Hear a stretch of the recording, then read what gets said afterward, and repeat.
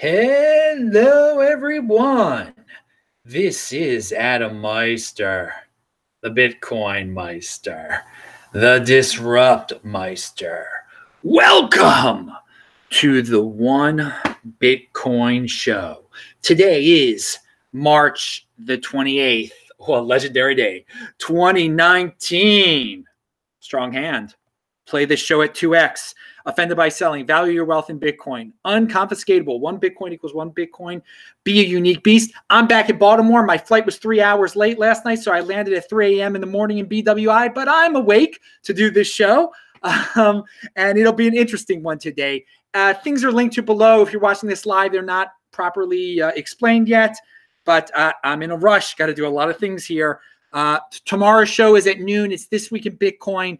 Tune in here. I do a new show every day, of course, even when I'm 3 hours late, landing at 3 a.m. in the morning.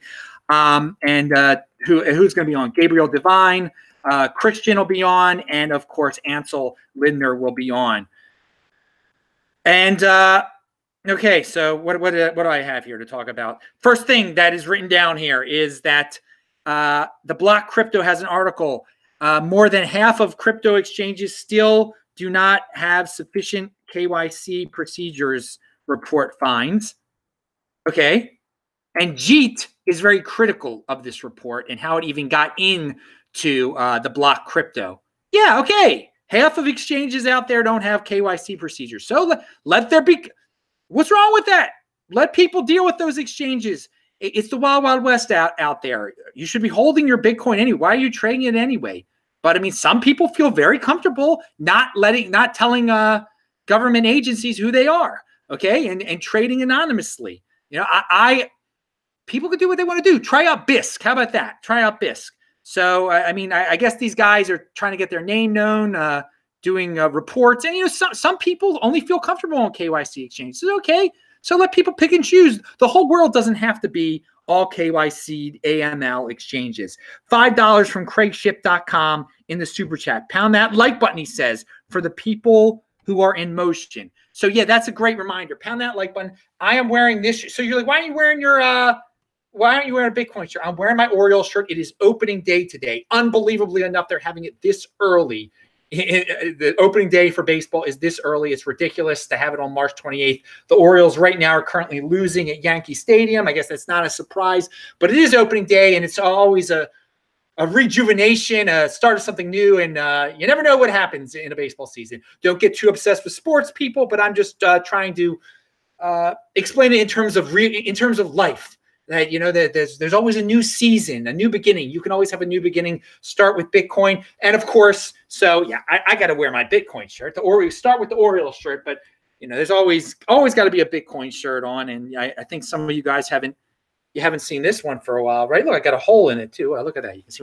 Pound that like button. All right, so moving on. You can get Trezors below. You can get, who knows, shirts below. I don't know what. I got to run. I got to go running real soon. I got to get my run in.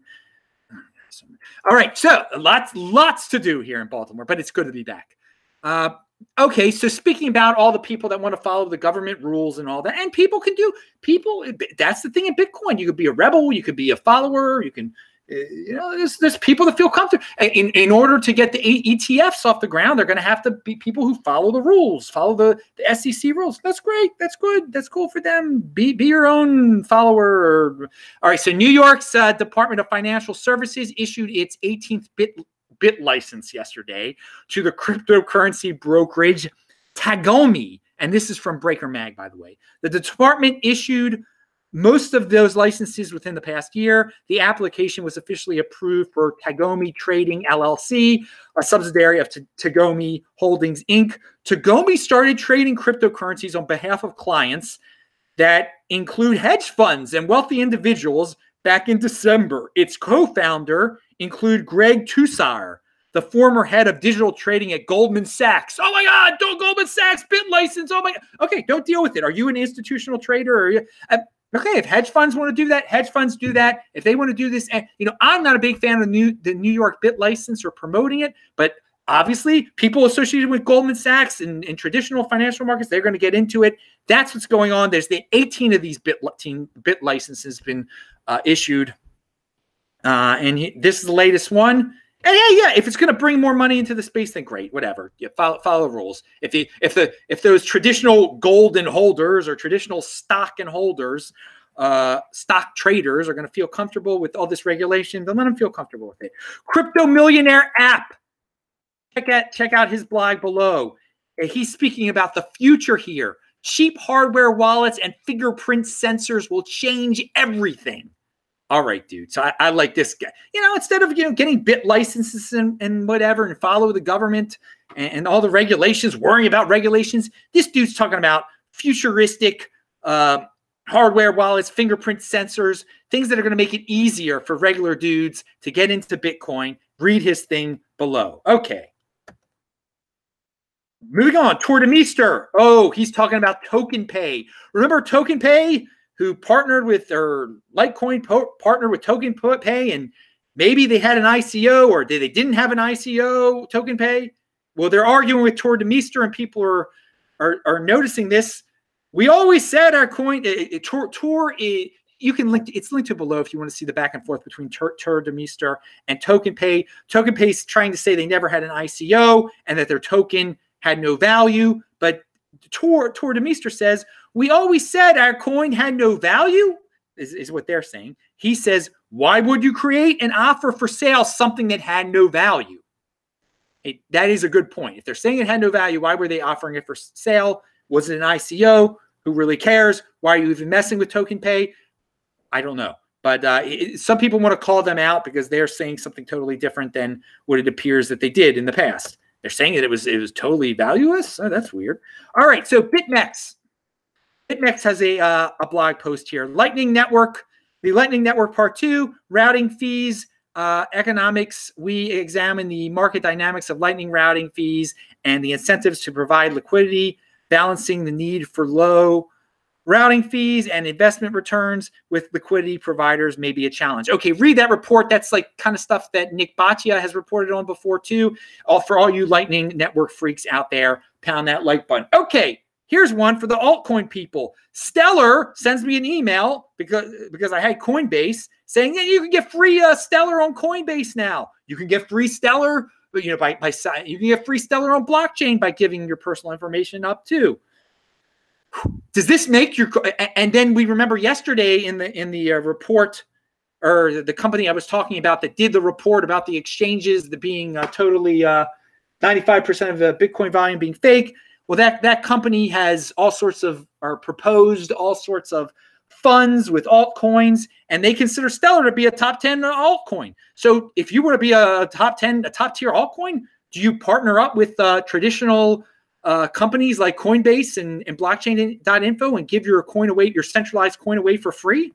Hey man, that might be the path to getting into the top tier, at least in the top tier that's considered by these funds in the future. For me, I don't consider Stellar to be a top tier, but who cares what I have to say?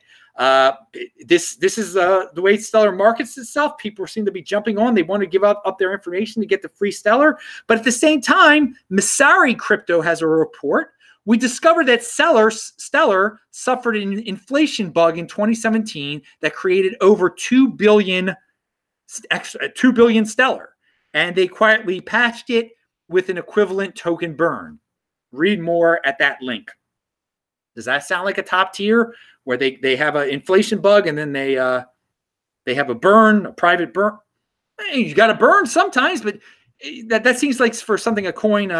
A problem like that would be wouldn't be a top tier altcoin. You make your own decision what a top tier altcoin is and why you even care what a top tier altcoin is. I don't really care that much because I don't buy any of them. I just get Bitcoin, yay! But if people give me top tier altcoins, then good for them. And hey, we want our free crypto dividends to be top tier altcoins so we can turn them into Bitcoin, right? But no, mostly it's hard for a crypto dividend to become a top tier altcoin. But Bcash became one. Bcash became a top tier altcoin. Apparently, we all got that for free. Pound that like button for that. Okay, moving on. Who is this guy? What am I about to? Panda of Binance. He says this is a great point. By the next bull market, I see 50% of the current top 10 coins to be replaced. Okay, yeah, and 80% of the current top 100 coins to be replaced. Yeah, dude. Of course. It seems like every year 50% of the top 10 coins are replaced and 80% of the top 100 coins are replaced. It's cyclical. It happens all the time. This is basic. I mean, I'm glad you're strengthening people's hands so they don't mess with these coins. But the top 10 changes from year to year. Top 100, yeah, of course it's going to change. Why even jump into these altcoins? I don't know. It's gambling. It's totally gambling. That's just another reminder that it's gambling. Thank you. Something that I mentioned yesterday when I was talking about that, it was yesterday, I guess, the Bitwise investments. I made a reference to their index funds earlier when I was talking about top tier. And one thing that I wanted to no, Decred is not in any of their funds, which is interesting because Decred I thought was definitely a second tier altcoin. It's not even in their like third tier altcoin fund. And again, this is linked to below. I think it's linked to below at least. I didn't get much sleep last night. Sleeping on a Southwest plane going across the country. Fun stuff. All right. So, but if you are an altcoin of the future, if you're one of these centralized altcoins and you want to be considered top tier or second tier, you got to find a way to do business with these funds and indexes and get listed there. You got to bribe them. You got to do whatever you got to do, I guess, if you want to be a top tier, because it's going to be valuable to be a top tier altcoin. Not that Adam's telling you to buy, but if you're in this top tier, people are going to respect you. All these 80%ers are going to buy you a little bit more. You'll be if one fund includes you, if you bribe some fund to include you, then all the other funds are going to want to include you in their top tier. So, hey man, if you're some altcoin dude out there, if you're behind one of these altcoins, if you're like some low fifth tier one, find out who's doing these altcoin funds of the future. And again, they'll all be legal and probably be NY certified, Bit license certified in the future. Who knows? If you're one of these coins, get on into one of those funds, and then you'll be top tier or second tier or third tier. This is going to differentiate. I mean, again, this is a serious subject. I know I seem pretty funny right now, but for people into altcoins, yeah, I mean, because there's so many altcoins, how are you going to differentiate yourself? You're going to want to be part of these big funds that all these wealthy people are like, oh, I must diversify for the sake of diversifying and let some guy make my decisions for me. Yeah. So yeah, some rich billionaire is going to be buying your coin blindly because it's on some fund. You want to get in this fund. This is going to be something that altcoins are going to have to worry about, the people that make these altcoins. Moving on. Follow me on TechBalt, TECHBALT on Twitter. I think I even tweeted stuff when I was at LAX yesterday. I think. It's all blur now. Okay, what is this?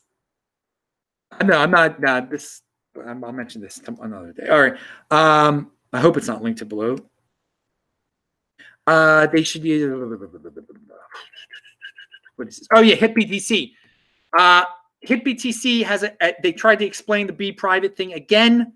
Dave Akers calls them on it. He says, "Is HitBTC?" So HitBTC are admitting that they were trying to secure funds from a fork they didn't support. Have they compensated the BTC users the value of the 58,920 BTCP as a result of this? No, they haven't. HitBTC is talking a big game. They are good with public relations. They made an excuse that they were not given information. But Dave reminds us that the legal letter clearly shows that the devs did provide documentation and a test case. And again, the whole situation is no funds were lost. No user funds were lost. If you deposited BTCP at Bprivate at HitBTC, you didn't lose anything. You did not lose anything. But they're still making the claim. I mean, it's clearly obvious. They wanted to. It appears they wanted to get they held a lot of Bitcoin over there that were users Bitcoin, and they wanted the Bprivate for some reason or another, and they thought they could get Bprivate, extort Bprivate to give them the Bprivate. Look at the link below. They should. I think they have good press releases, HitBTC, but they're like, we're responsible. They use all these words, but they're meandering around the basic facts that users did not lose the Bprivate that they deposited there. And if they had a debate, and I'm not a big fan of debates, I think they could be a big waste of time. But I mean, if they debated Dave on this, it would be brutal. because there's no way they could verbally explain this. If people started questioning them, there are no answers to these questions. There are no answer. Anyway, it's linked to below. Well, another thing about this day. All right, that's the end of the Bitcoin part of this darn show and the crypto part of this show. That's the end of this part. If you want to hear a little bit of a Baltimore memory, I got some, and it deals with crypto a little bit. You know what? There's one other thing. There is some guy now has a conflict of interest, a browser extension to show user biases on crypto Twitter. If you're a big crypto Twitter fan and you like to download browser extensions, I don't. You can see if how biased some of these crypto Twitter people are towards certain cryptos. All right, it's a nice thing. The dude is in motion. Very good for him. Oh, Pigtoshi. How did I forget this? Oh my God. This is in the title. BitPiggys. BitPiggys. You can get BitPiggys now. Oh my God. How could I almost forget this? This was sent to me. Check it out. It's a good way of saving Bitcoin. Thank you, BitPiggy. Thank you. Thank you, my buddy, Jim, for this. I'll do more on this in the future, but I did want to show this and other things that I have never showed. When I was in Israel, I was given this in Samaria. This is real olive oil, grown olives from olives grown in the glorious Samaria in the heartland of Israel. And so it was packed away right when it was given. I just got it out of the package. This is great. And I always wanted to show this to everyone, and I just never could. They packed it so nicely. I kept it in my suitcase.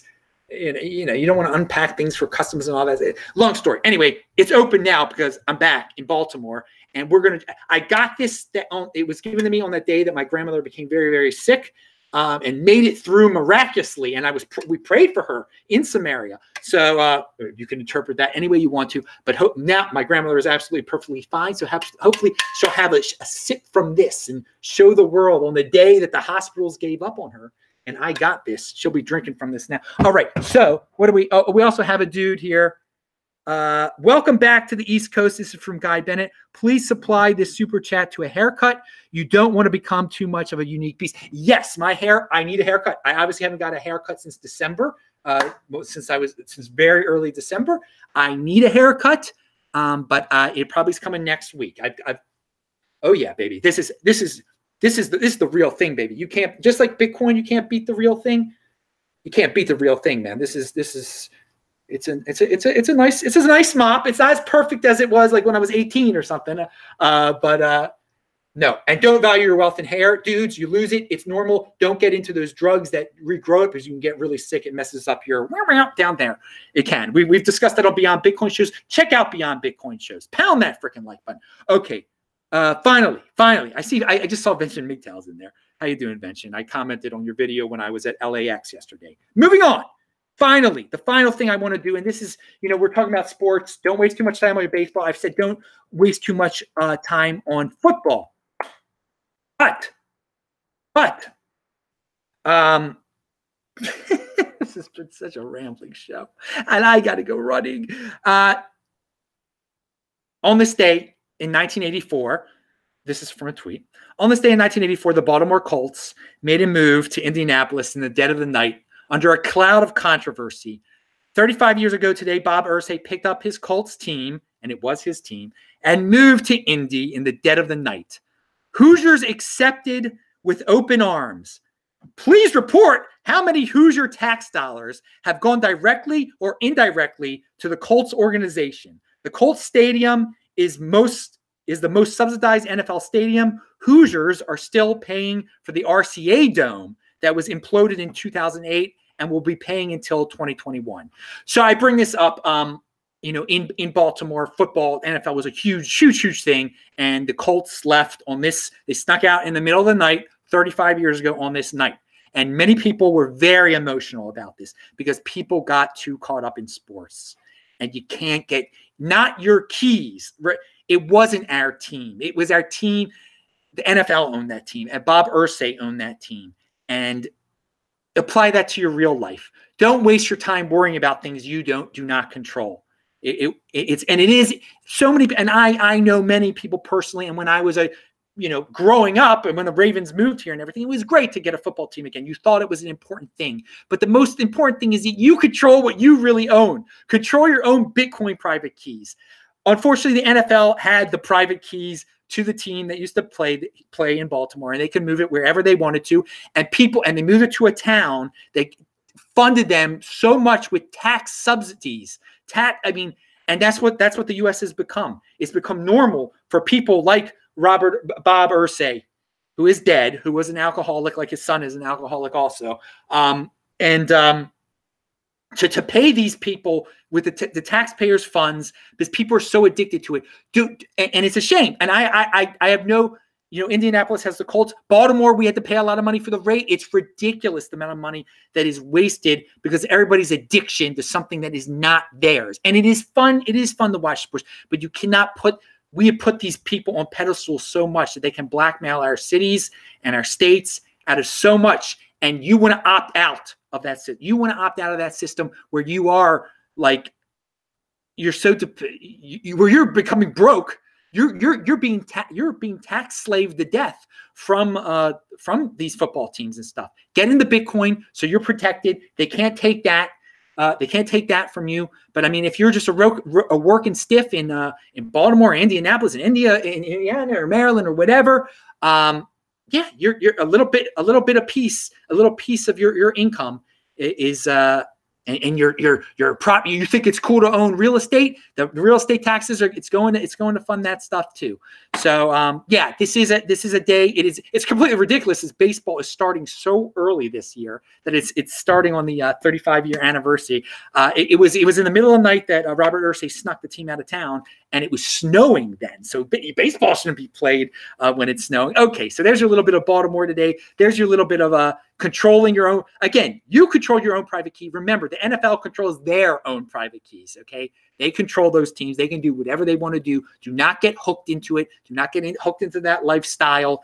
Get into the lifestyle of being, personal responsibility and not living your life through these NFL teams and then becoming heartbroken when some alcoholic moves the team. And again, it's a serious issue that he was an alcoholic and his son became and his son became a drug user and stuff too, and they still own. I mean, you want to be involved with teams that are owned by guys that are, they got some issues. Definitely got some issues. You got to take care of your own issues. They live off of. They're living off of taxpayer funds and just funding their issues. I mean, what a lifestyle. What a world we live in. Opt out of that world. Value your wealth in Bitcoin, not in NFL teams. This show has turned into something so darn wacky, I don't even know what to say. Pound that like button. I'm going to out of here. I'm Adam Meister, the Bitcoin Meister. Subscribe, disruptmeister.com. I don't know what else to say. Bye. Tech Ball.